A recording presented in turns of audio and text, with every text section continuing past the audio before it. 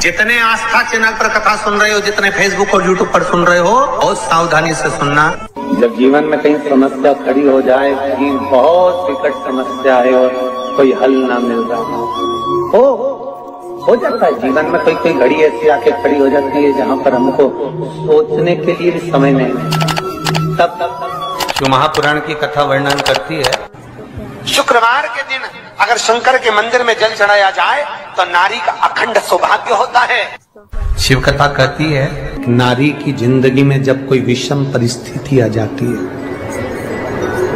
एक नारी शुक्रवार के दिन बेलपत्री के वृक्ष के नीचे बैठकर घृत का दिया लगाकर शरीर में जो रोग है उसका स्मरण कर कर शंकर जी से विनय कर कर, हे भोलेनाथ, आपने शुक्र देवता को संजीवनी मंत्र दिया है, तो क्या आप मेरे को वो मंत्र प्रदान नहीं करोगे?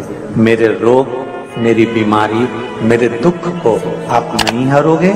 शिव से कहो, ये शरीर आपने दिया है और भजन करने के लिए दिया है, स्मरण करने के लिए दिया है, कीर्तन करने के लिए दिया है, तो संभालोगे भी आप। और बेलपत्री की ओर मुख कर घी का दिया लगाकर महामृत्युंजय मंत्र का स्मरण कर लेने पर धीरे धीरे धीरे धीरे धीरे धीरे वो रोग समाप्ति की ओर आता चले जाता है। ये तुमरू का नाम कोई साधारण नाम नहीं है। पंच बेलपत्र, पंच पुष्प, पंच दुर्वा और पंच पात्र जल,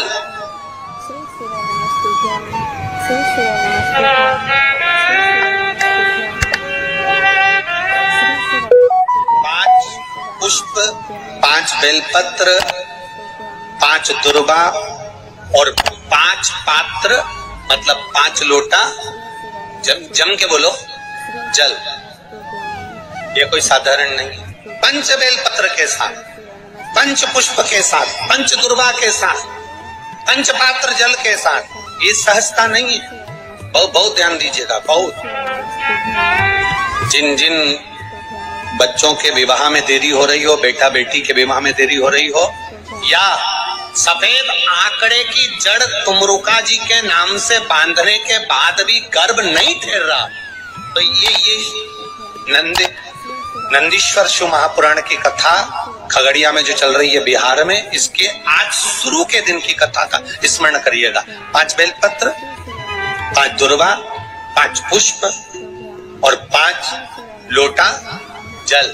सोमवार के दिन शिव जी के मंदिर में प्रातः के समय पर बाबा को 1 बेलपत्र, 1 दुर्वा, 1 पुष्प, 1 लोटा जल समर्पित कर थोड़ी देर रोककर श्री शिवाय नमस्तुभ्यम या पंचाक्षर मंत्र ओम नमः शिवाय स्मरण कर महामृत्युंजय मंत्र का स्मरण कर फिर बेलपत्र, फिर दुर्वा, फिर पुष्प, फिर जल। ऐसा 5 पंच बेलपत्र, पंच दुर्वा, पंच पुष्प, पंच पात्र जल तुमरुका जी का नाम लेकर समर्पित कर उस जल का आचमन करिए। 5 सोमवार या 7 सोमवार करिए, बाबा गर्भ अवश्य ठहराएगा और संतान अवश्य हो। तुमरुका जी के नाम का स्मरण ही जीव का आनंद दे जाता है। बोल तुमरुकेश्वर महादेव की, नंदीश्वर महादेव की। शिवाय नमस्तुभ्यम। एक प्रश्न आपके भीतर, शिव महापुराण की कथा कहती है, विद्येश्वर संहिता कहती है कि 1 लोटा जल जब हम महादेव को चढ़ाते हैं, शिव जी को समर्पित करते हैं, तो उसमें से 1 अंश पितरों के पास चले गया, 1 अंश पूर्वजों के पास चले गया, 1 अंश वास्तु शास्त्र के वास्तु के देवता के पास चले गया, 1 अंश नारायण के पास चले गया, 1 अंश ब्रह्मा जी के पास चले गया, 1 अंश इंद्र के पास चले गया। विद्येश्वर संहिता कहती है कि शंकर जी पर समर्पित जल के 33 कोटि देवी देवताओं के हिस्से हो जाते हैं केवल 1 लोटे जल में से, 1 लोटा जल में से 33 कोटि देवताओं के हिस्से हो जाते हैं 1 लोटा जल में से। अब आपसे प्रश्न ये है, जब से शिव महापुराण की कथा टीवी पर चालू हुई, जब से शिव महापुराण की कथा भारत के लोगों ने, विश्व के लोगों ने सुनना प्रारंभ करा, जब से शिव महापुराण की कथा लोग श्रवण करना प्रारंभ करे, सुनना प्रारंभ करे, तब से आज तक और उसके पहले का समय निकाल कर देखना। पहले जब आप किसी को पत्रिका दिखाते थे, हाथ दिखाते थे, तो लोग कहते थे कि पितृदोष है।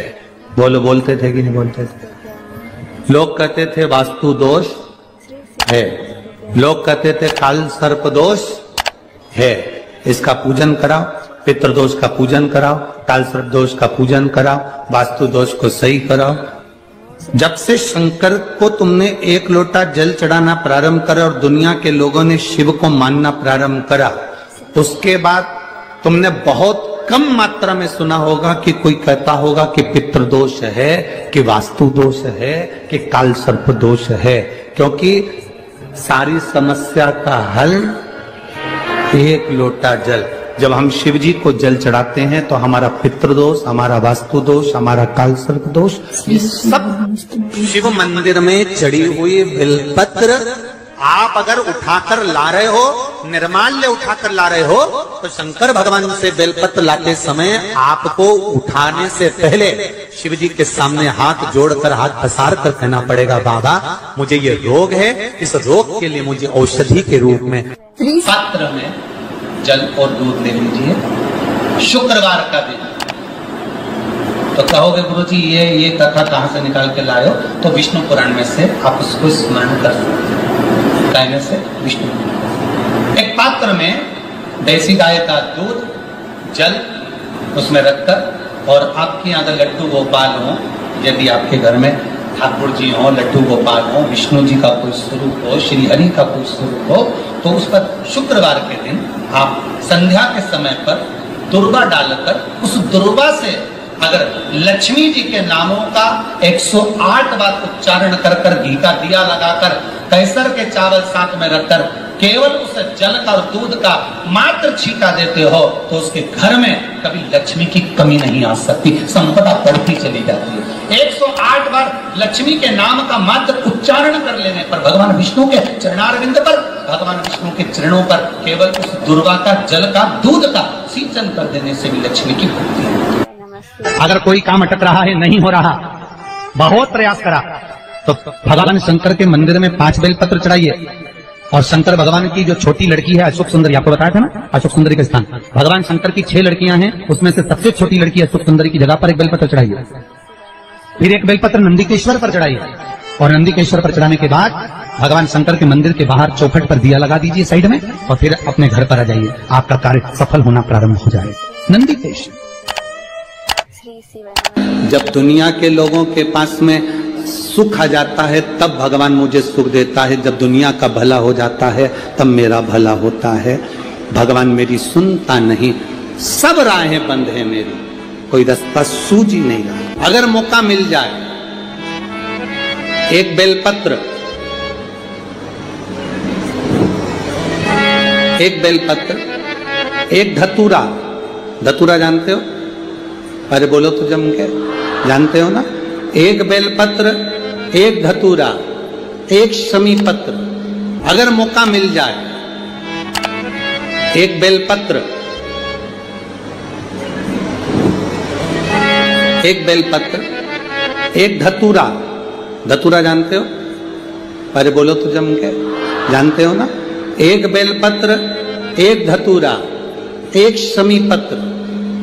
कुछ ना कुछ टेंशन मेरी जिंदगी में है, तो कभी मौका मिल जाए, जिस दिन तुम्हारे हाथ में ये सभी चीजें हों, बेलपत्र, धतूरा, पुष्प, शमी पत्र, चावल का एक दाना, ये सब तुम्हारे हाथ में हो। शमी पत्र कितना? एक बेलपत्र, एक धतूरा, एक शमी पत्र और एक सफेद पुष्प, केवल एक सफेद पुष्प, एक आखा चावल का दाना। आखा का मतलब जानते हो? मतलब पूरा सेगा, चावल का दाना, एक चावल का दाना, एक सफेद पुष्प,